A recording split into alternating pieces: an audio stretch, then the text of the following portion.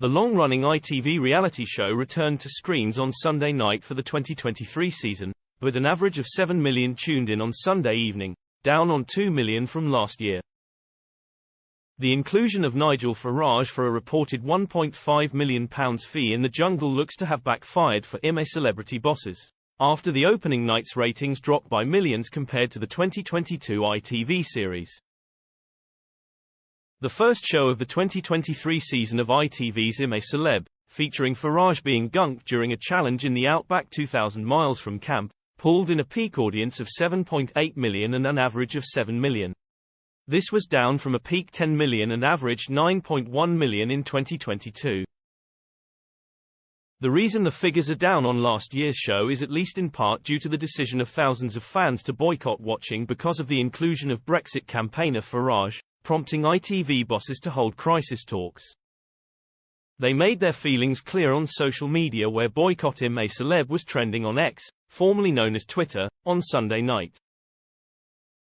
Last year fans were unhappy former Health Secretary Matt Hancock was on the show, and for some it seems Farage is the final straw.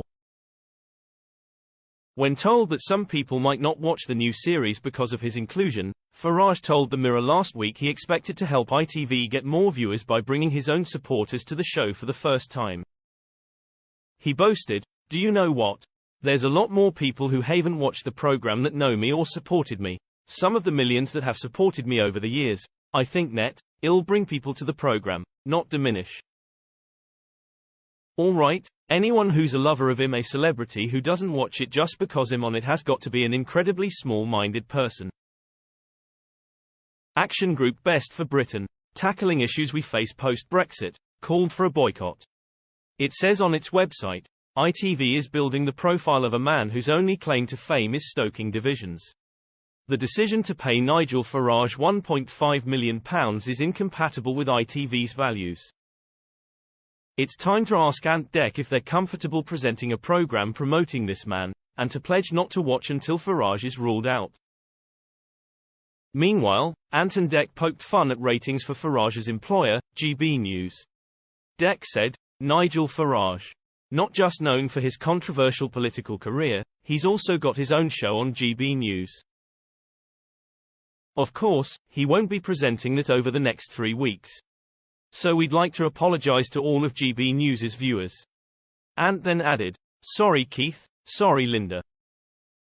But campmate Fred Sireix was not joking as he attacked the former UKIP leader over Brexit, calling his campaign shameful, and accusing him of demonizing migrants. Farage insisted Brexit was about being self-governing. But First Date star Fred, 51, said the average Brit lost out. Farage said in the Bush Telegraph, "I knew politics would rear its head. And Fred feels very strongly about it." Meanwhile, when Farage made his debut on the ITV show last night, the team handling his Twitter profile mocked the boycott by sharing a screen grab of the trending hashtags on X, formerly Twitter, and writing, "Good to see the boycotts going well then." It came after fans let rip at Ant and Dec after they posted a photo of themselves by a pair of clocks, one showing Queensland time and the other UK. They wrote, "Let's get ready to jungle." However, the responses to the post were less than enthusiastic, with one commenting, "Not a chance." While another wrote simply, "Nope."